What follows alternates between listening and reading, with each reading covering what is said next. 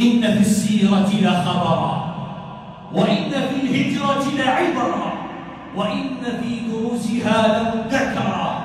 تلك الهجرة المليئة بالدروس والعبر، تلك الهجرة التي كانت من مكة إلى المدينة، والنبي صلى الله عليه وسلم لسان حاله يقول: من يأويني لأبلغ رسالة ربي، من يأويني لأبلغ رسالة ربي.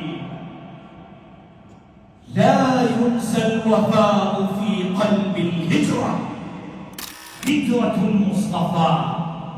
يا هجرة المصطفى والعين باكية، والدمع يجري غزيرا من معاقيها.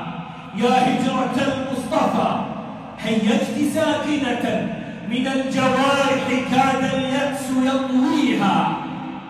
هاجرت يا خير خلق الله قاطبة من مكة بعدما زاد الأذى فيها. هاجرت لله، هاجرت لله تطوي البيد مصطحبا، خلا وفيا كريم النفس هاديها. هو الإمام أبو بكر وقصته رب السماوات في القرآن يرويها. يقول في الغار: لا تحزن لصاحبه، فحسبنا الله، فحسبنا الله، فحسبنا الله، ما أسمى معاني. الحمد لله رب العالمين، الحمد لله قدم من شاء بفضله، وأخر من شاء بعدله. لا يعترض عليه ذو عقل بعقله، ولا يسأله مخلوق عن علة فعله. فهو الكريم الوهاب، هازم الأحزاب، ومنزل الكتاب، ومنشئ السحاب، ومسبب الأسباب، وخالق الناس من تراب. من اهتدى به ما ضل، ومن اقتدى به ما زل، ومن اعتز به ما ذل، ومن طلب غناه ما قل. له الكبرياء والملكوت عز وجل. اطلع فستر، وعلم فغفر، وحلم بعد أن غفر، وذكر من ذكر، وزاد من شكر، وقصم ظهر كل من تجبر وكفر.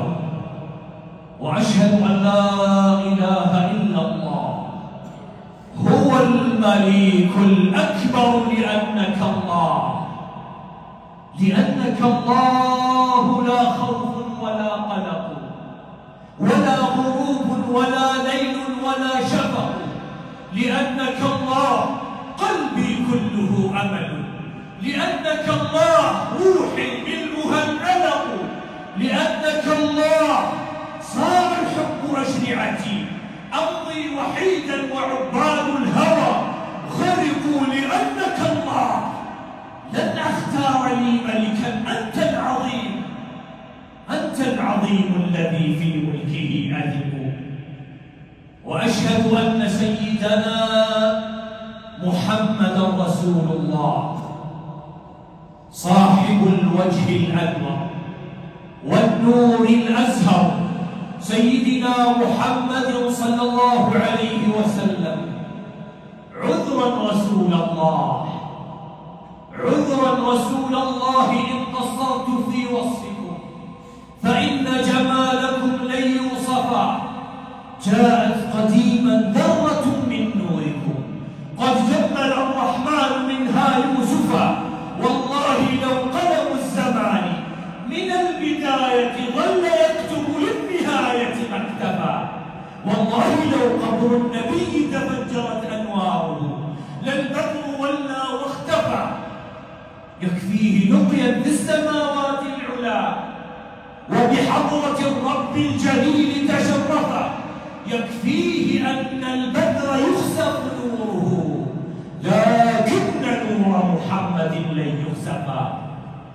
وارض اللهم عن عن سادات ديننا خلفاء نبيك الراشدين بالحق ذوي القدر العلي والنور البهي والفضل الجلي حضرات سيدنا أبي بكر وعمر وعثمان وعلي وعن بقية الصحابة والقرابة والتابعين ومن تبعهم بإحسان إلى يوم الدين. أوصيكم يا عباد الله بتقوى الله العظيم وطاعته. يا أيها الذين آمنوا اتقوا الله ولتنظر نفس ما قدمت لغد واتقوا الله إن الله خبير بما تعملون. ثم أما بعد، فيا معاشر المسلمين الكرام، لا زلنا في حديث الهجرة، هجرة النبي صلى الله عليه وسلم. تلك الهجرة العظيمة ليست حدثا عابرا ولا قصة نتسلى بها، وإنما جاءت تجديد عهد مع الله عز وجل، منطلق وبداية الإسلام. لذلك إن في السيرة لخبرا، وإن في الهجرة لعبرا، وإن في دروسها لمدكرا.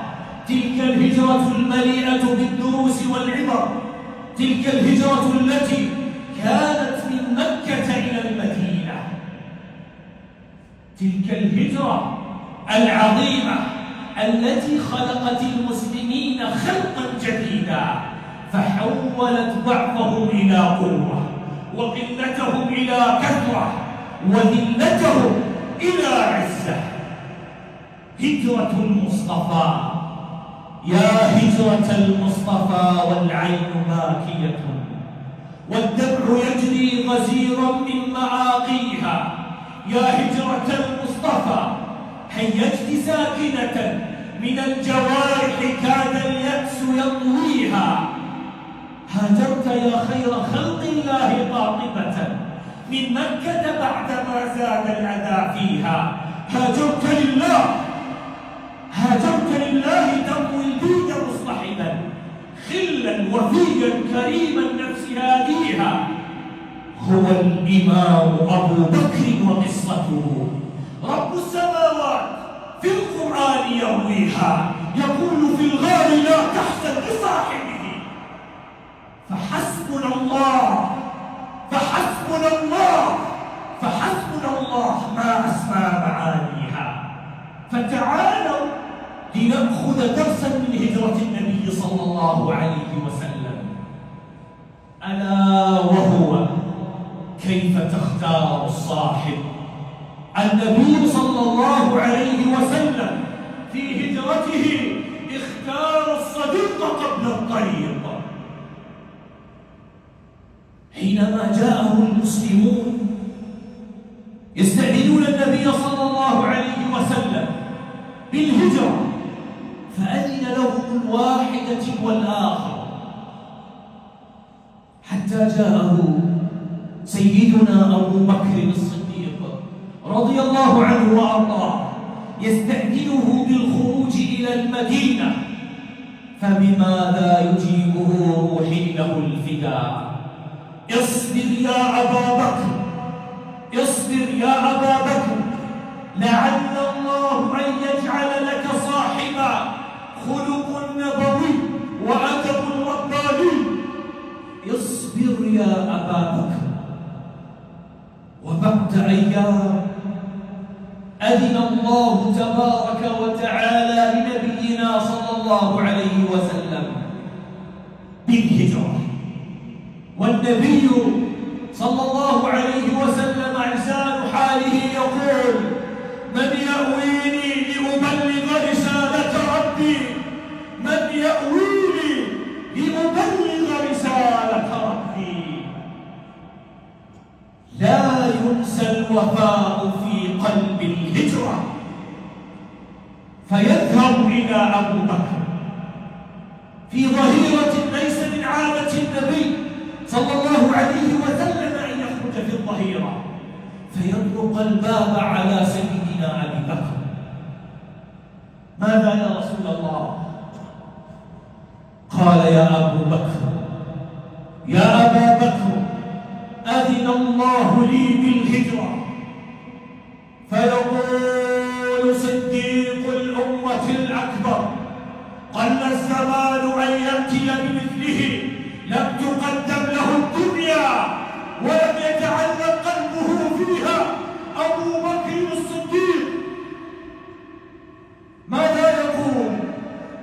الصحبة يا رسول الله، الصحبة يا رسول الله.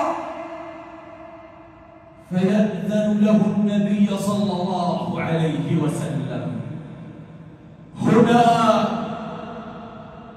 تسكن العبرات وتثير مشاعر أبو بكر الصديق، فيبكي بكاء الفرح والسرور، ولسان حاله يقول هجم السرور علي حتى أنني من عظم ما قد سرني أبكاني يا عين، والدمع يجري منك غزيرة تبكين في فرح وفي أحزان.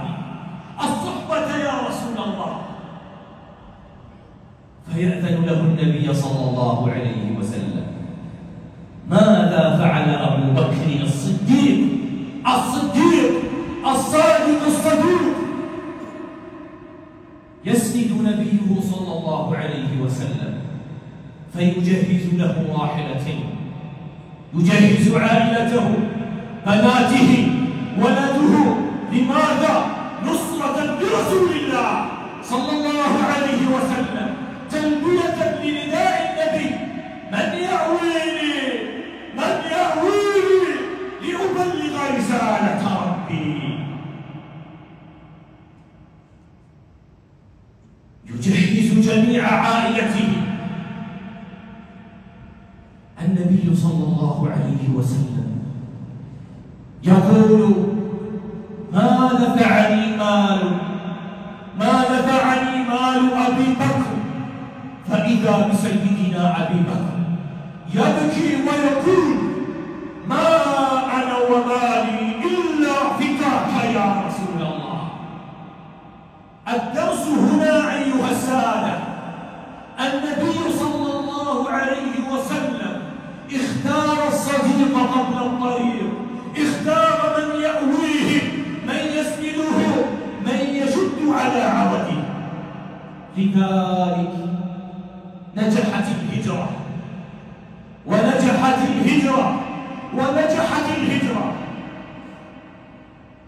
وينزل قول ربنا جل وعلا بحق سيدنا أبو بكر الصديق قرآنا يتلى إلى قيام الساعة إلا تنصروه فقد نصره الله إذ أخرجه الذين كفروا ثاني اثنين إذ هما في الغار إذ يقول لصاحبه لا تحزن إن الله معنا. أين صديقك الذي يقول إن الله معنا؟ أين أخوك الذي يقول لك إن الله معنا؟ أين أخوك الذي يسندك وقت شدتك؟ أين صديقك الذي يأخذ بيديك إذا رآك تظل الطريق؟ أين أخوك الذي يأخذ بيديك إلى الله عز وجل؟ الله تبارك وتعالى يسمي سيدنا أبو بكر بالصاحب، إذ يقول لصاحبه لم يذكره باسمه وإنما سماه بالصاحب إلى قيام الساعة. صاحب النبي الفضيل سيدنا أبو بكر الصديق. فيا أيها الشباب، الصداقة ليست بالكثرة وإنما بالنوعية. صديقك ليس الذي يصدقك وإنما الذي يصدق معك، يقف معك في شدتك، يأويك في حاجتك، يكون عونا لك في طاعتك، يأخذ بيديك إذا رآك تضل الطريق، يأخذ بيديك إلى الله، إلى إلى المساجد. هكذا تكون الصداقة. ليست الصداقة في المقاهي، ليست الصداقة في مجالس التعاليم في القيل والقال، وإنما الصداقة الصديق الذي في الدنيا ينفع وفي الآخرة يشفع. النبي اختار صديق الأمة الأكبر لينفعه في الدنيا بماله بعياله بسننه. هكذا تكون الصداقة. وفي الآخرة يشفع. إلا تنصروه ثاني اثنين لا تحزن، وصف الله عز وجل. بل النبي صلى الله عليه وسلم يحسن اختياره حتى في زوجاته، الطهر العفاف. سيدتنا عائشة الصديقة بنت الصديق تقول عن سيدنا أبي بكر حينما رأته يبكي فرحا، تقول والله ما رأيت أحدا يبكي من الفرح حتى رأيت أبي يبكي حينما بشره النبي بالصحبة. هكذا الزوجة التي تسند أبيها تسند زوجها تصون عرضها. سيدتنا عائشة التي ينتقص من قدرها خديج صديق تقول يا مبغضي لا تأتي قبر محمد، البيت بيتي والمكان مكاني، زوجي رسول الله لم أر غيره، الله زوجني به وحباني، وتكلم الله العظيم بحجتي، وتكلم الله العظيم بحجتي وبراءتي في محكم القرآن، من ذا يفاخرني ويبلغ مهجتي، ومحمد في حجره رباني. فالصداقة ميزان في الدنيا ينفع وفي الآخرة يشفع. تعالوا لنأخذ مشهدا من مشاهد يوم القيامة، حينما ترفع الصحائف وتنشر الكتب ويؤتى بك أمام الله عز وجل. صاحبك هنا إما أن يكون نورا لك ولقلبك، يذكرك، يبكي لأجلك، يدافع عنك. صلينا سوية، أمرنا بالمعروف، نهينا عن المنكر، ذهبنا إلى المساجد، جلسنا في حلقات العلم، كنا من أهل الله عز وجل الذين هم أهل القرآن. في الدنيا ينفع طاعة عبادة أمرا بالمعروف، وفي الآخرة يشفع لك. هنا صاحب صديق، وإما يكون غصة في حلقك، غصة في حلقك، ويدعي عليك أمام الله عز وجل ويقول ربنا أرنا الذين أضلانا، أرنا الذين أضلانا. انتبه أيها الشاب، أيها الصديق، انظر من تخالي، من تجالس، من تصاحب. أرنا الذين أضلانا، نجعلهما تحت أقدامنا ليكونا من الأسفلين. ويوم يعض الظالم على يديه يقول يا ليتني اتخذت مع الرسول سبيلا، يا ويلتى يا ويلتى، يا حسرة، يا ندامة، يا ويلتى لم أتخذ فلانا خليلا. من فلان؟ فلان الذي كنت تجلس معه غيبة ونميمة، فلان الذي كنت تجلس معه فتنة وبعدا عن الله عز وجل. إذا عاشرت أقواما فاصحب خيارهم، ولا تصحب الردي فتردى مع الردي. عن المرء لا تسل، وسل عن قرينه، فكل لذلك يقول نبينا المصطفى صلى الله عليه وسلم: المرء على دين خليله فلينظر أحدكم من يخالل فالصديق لا ينسى الوفاء في قلب الهجرة، الصديق الذي يمنعك من المعصية، الصديق الذي يهجرك من الذنوب، الصديق الذي في الدنيا ينفع وفي الآخرة يشفع. فأحسنوا اختيار صدقاتكم، فأحسنوا اختيار أصحابكم. أعيدوا لنا صحبة سيدنا أبي بكر مع سيدنا النبي صلى الله عليه وسلم. أقول هذا القول وأستغفر الله لي ولكم